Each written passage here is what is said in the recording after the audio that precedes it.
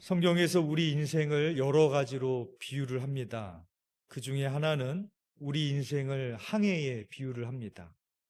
우리 인생을 항해에 비유하는 이유는 배가 바다를 항해할 때 잔잔한 바다 위만 항해를 하는 것이 아니라 때로는 폭풍이나 풍랑을 만나서 위태롭게 되는 것을 경험하기 때문에 그렇습니다.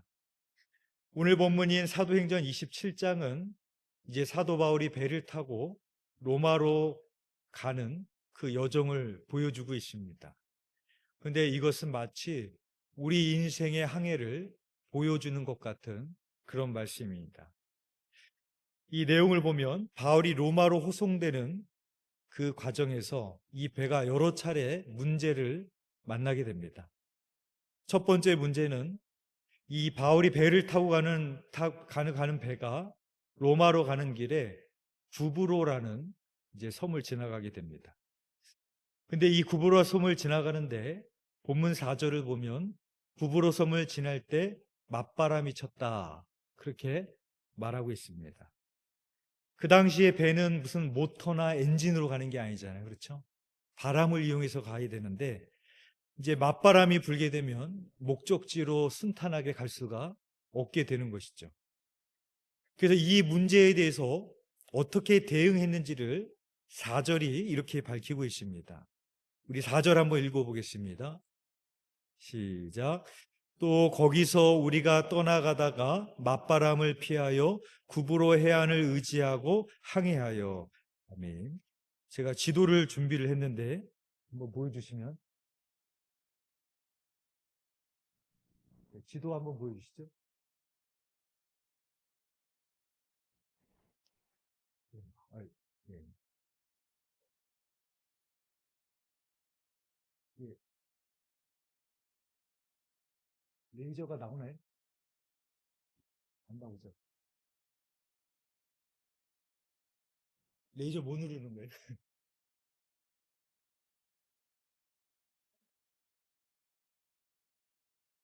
예. 자, 보시면 여기가 이제 시돈이잖아요. 여기가 시돈인데 여기서 배를 타고 저희가 로마입니다. 그죠? 로마로 가는 거예요. 예. 그럼 로마를 가려면은 시돈에서 출발하면 어떻게 가야 되겠어요? 이게 나오면 좋겠는데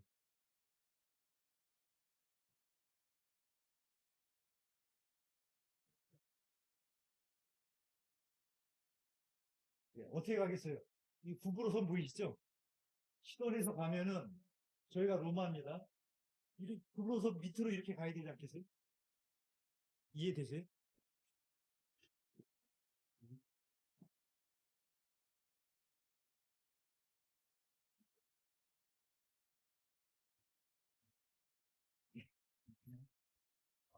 예, 나와요? 나오긴 나오는데 약해서 미쳐 먹히네. 이해되셨죠? 시돈에서 로마로 가잖아요. 그러면은 이렇게 가야 되겠어요? 여기 화살표처럼 이렇게 가야 되겠어요? 화살표 방향으로 가시겠어요? 왜 돌아가요? 로마가 저긴데? 이렇게 가야죠, 이렇게. 지중해 쪽으로. 북으로선 밑으로 그냥 이렇게 가야죠. 그쵸? 제가 이해 안 되세요? 단거리로 가려면 이렇게 가야죠. 근데 어떻게 갔어요? 북으로선 위로 이렇게 갔답니다. 그죠? 근데 왜 이렇게 갔는지를 4절이 설명을 하고 있는데, 맞바람이 불었답니다.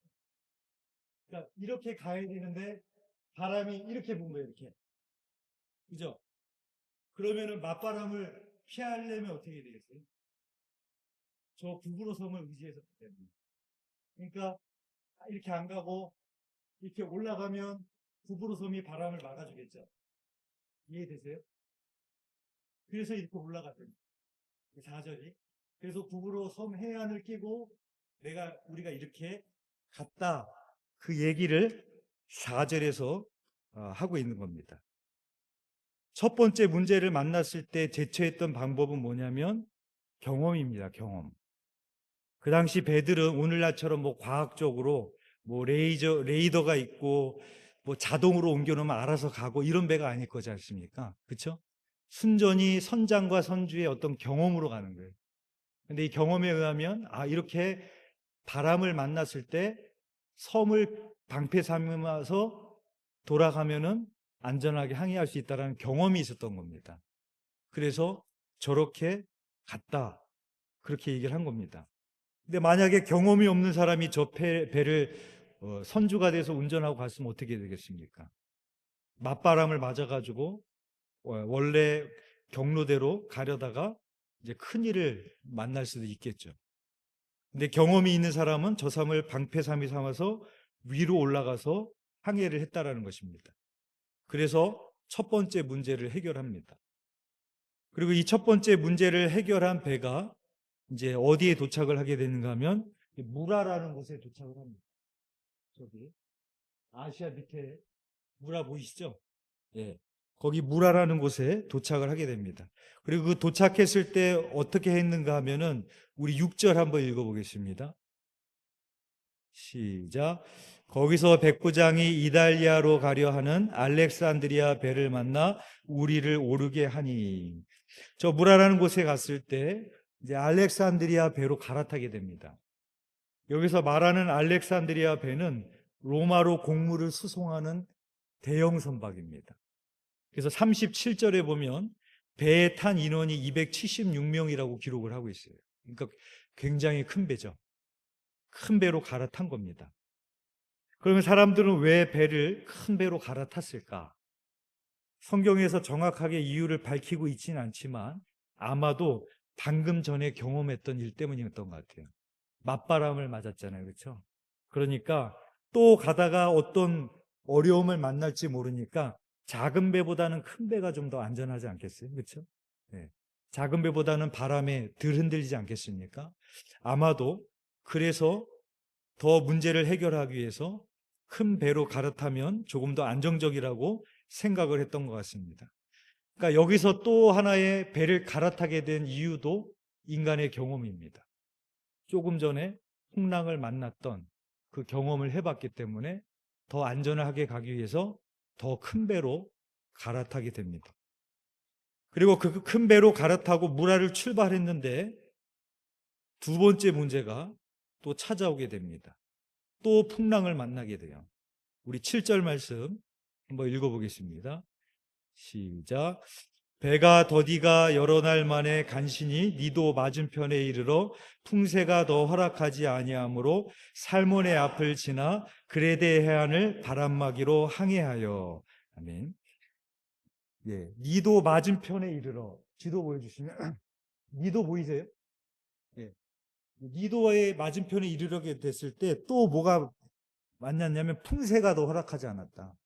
또 예상치 않았던 그런 어떤 바람과 풍랑을 만난 거예요, 또.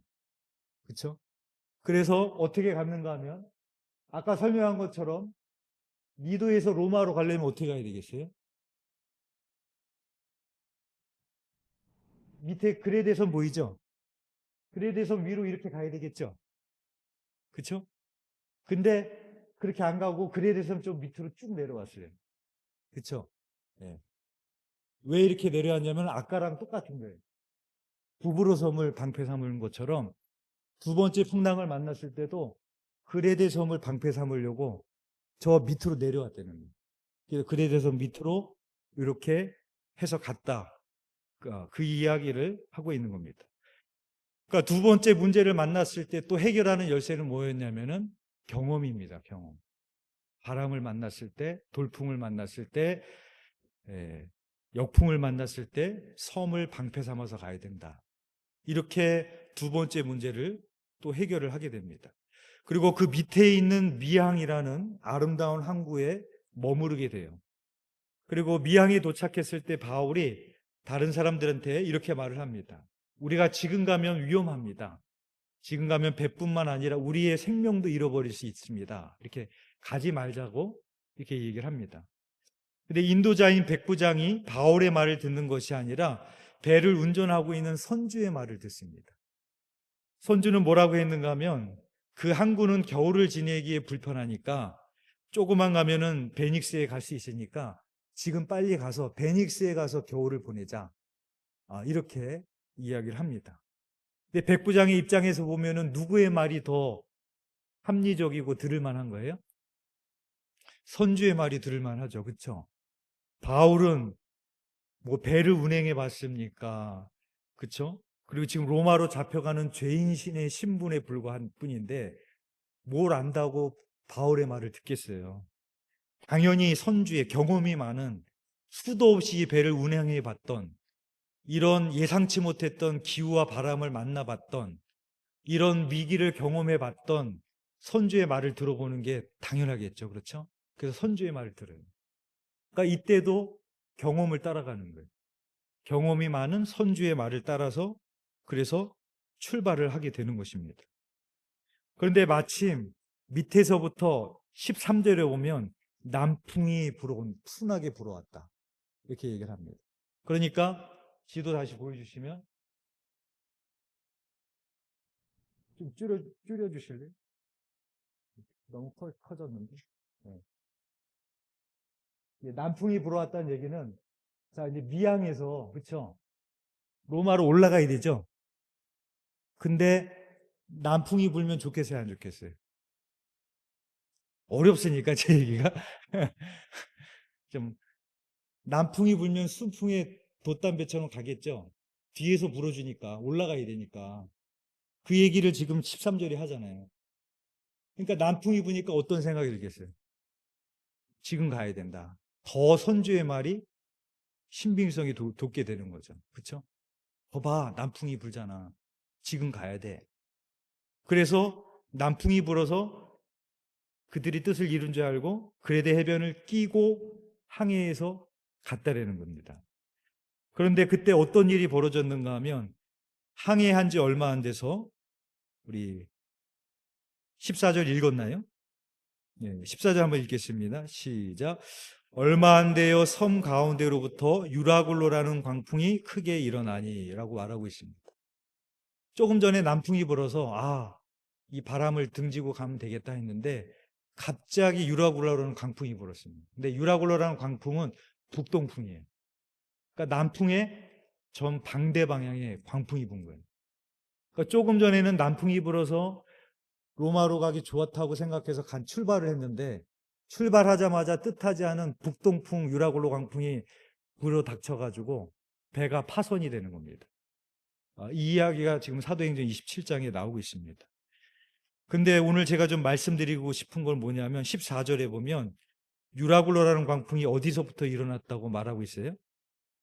섬 가운데로부터 일어났다고 말하고 있습니다.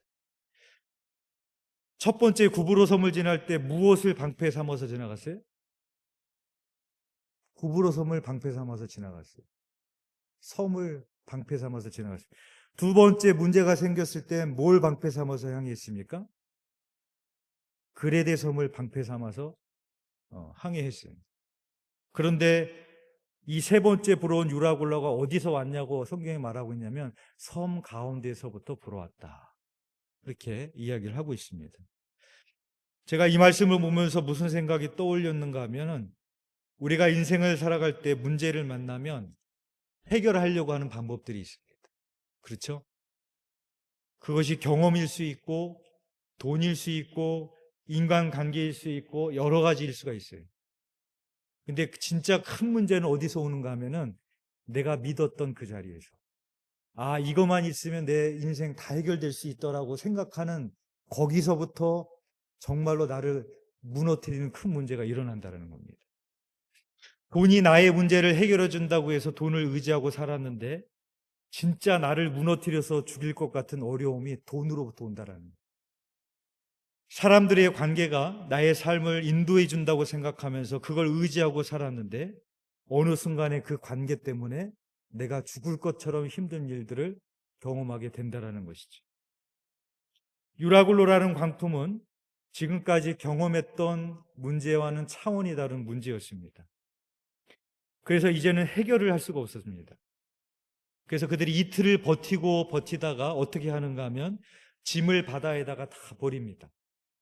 여기서 말하는 집은 일반적인 집만 있는 것이 아니라 그 배는 곡물을 수송하는 배이기 때문에 곡물도 버린 거예요. 화물도 버린 겁니다. 화물선이 화물을 버린다라는 것은, 곡물을 버린다라는 것은 재산을 버린 거예요. 돈을 버린 거예요. 왜? 살 방법이 없으니까. 그쵸? 살아야 되니까. 그리고 나서 사흘째 되는 날이 되니까 그걸로도 되지 않아요. 그래서 어떻게 하냐면 배에 있는 도구들까지도 다 버립니다.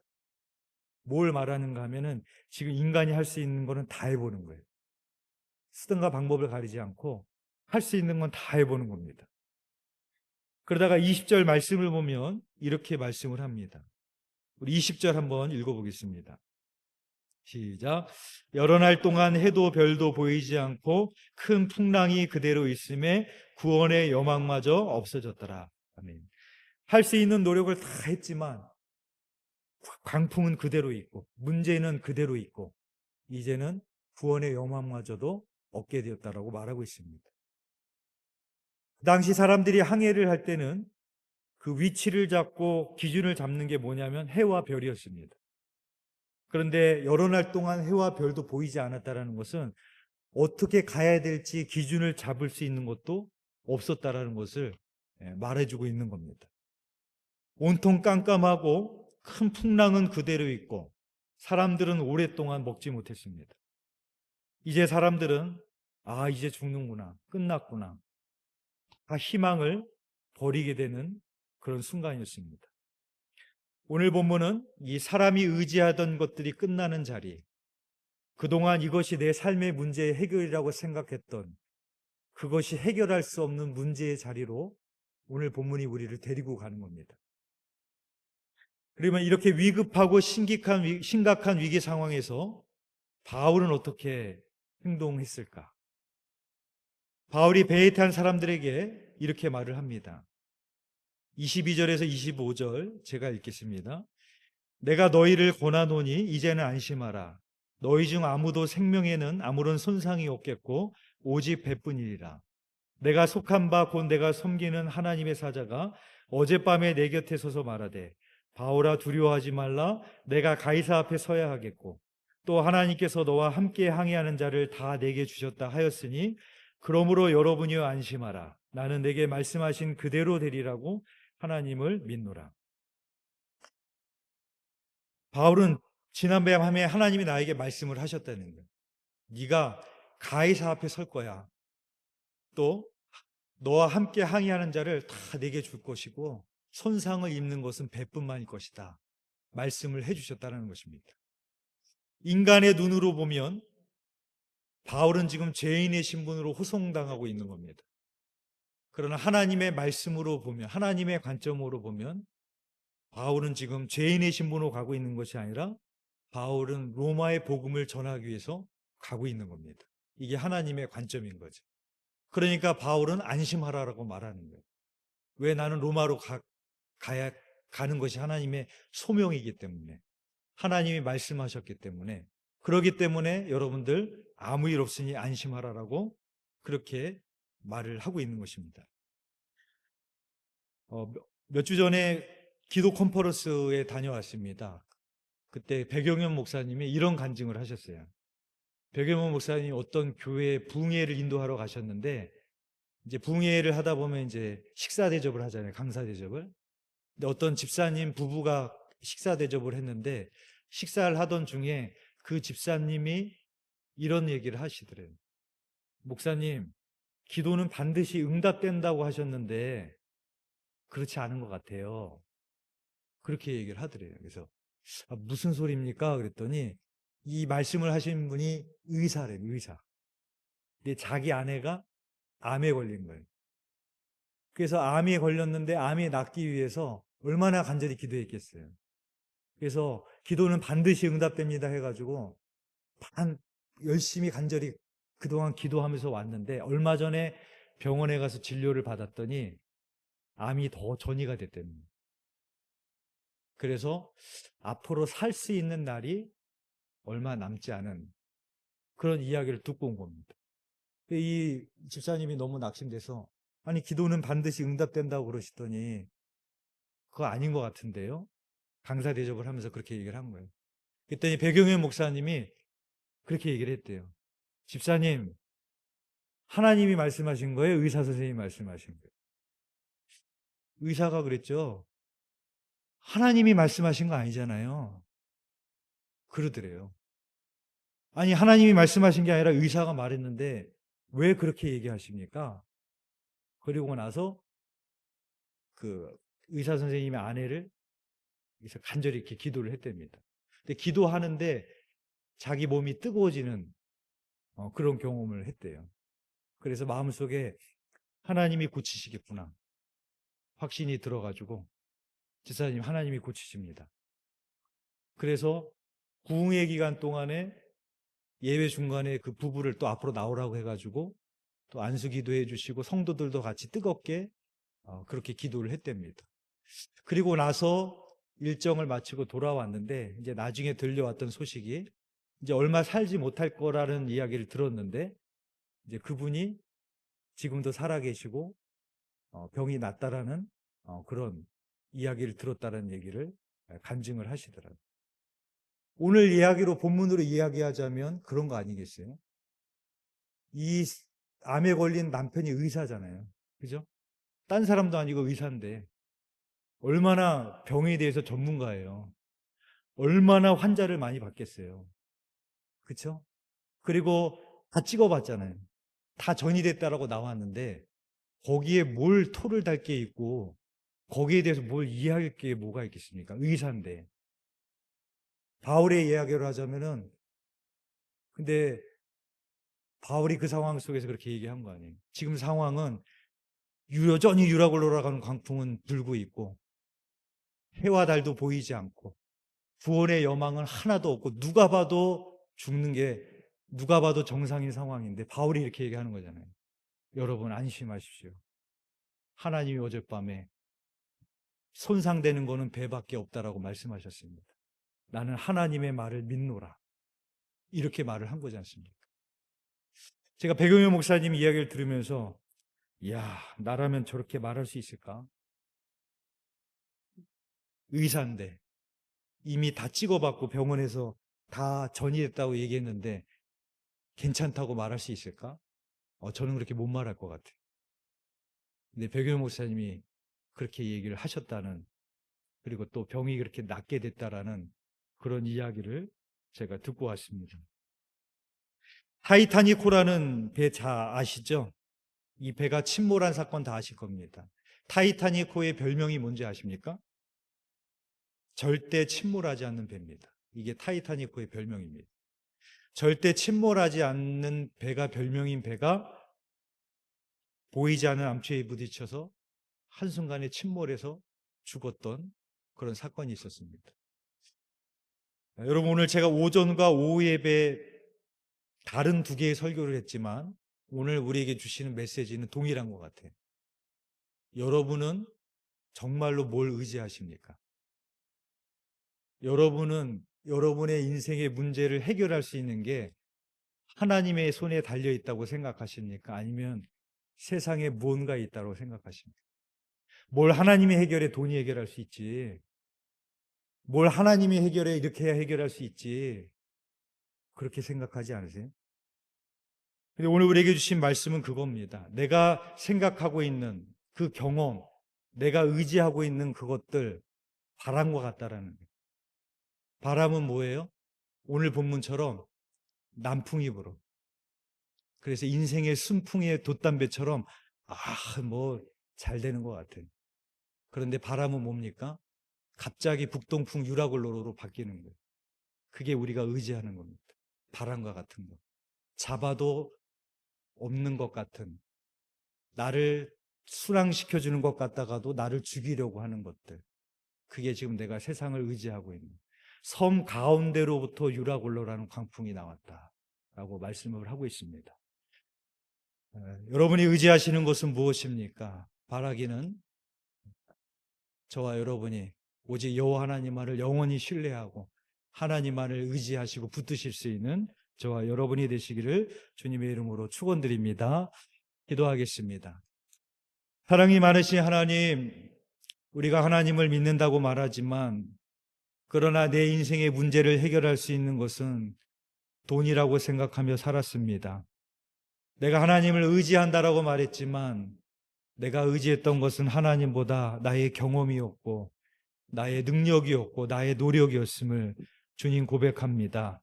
그러나 오늘 우리에게 주신 말씀처럼 내가 믿고 의지하였던 그것이 오히려 그것으로부터 나를 파멸시키는 유라굴로라는 광풍이 나오게 됨을 깨달아 알기를 원합니다.